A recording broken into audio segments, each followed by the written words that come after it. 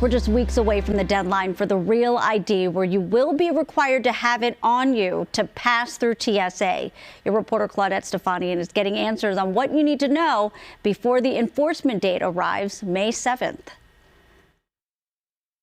May 7th, Real ID will be enforced. A federal requirement finally taking effect, requiring travelers to present a Real ID or an accepted alternative to fly and to enter federal buildings like courthouses.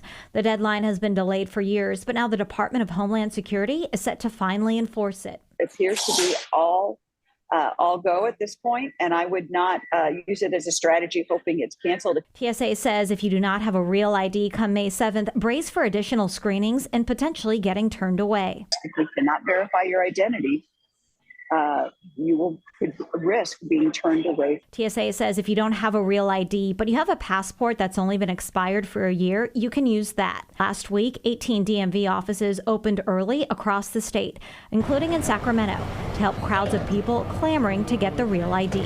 Now that the approaching enforcement date is coming on May 7th, people are panicking and rushing to get a Real ID. If you have a federally accepted document like a valid passport or a permanent resident card, we ask you to use that piece of identification to get through airport security, to fly domestically until your driver's license is due for renewal. DMV says if you feel like you can't wait, make sure to start your process online to save on time, and the required documents you upload and present must match your name exactly. For example, if you were born Smith, you got married, your name is Jones, and you want to use that document, you need to bring your marriage certificate with you to say why your name changed. Now, the panic is real. I know some who need to get it. The Real ID Act was passed by Congress to tighten security and standardize ID requirements.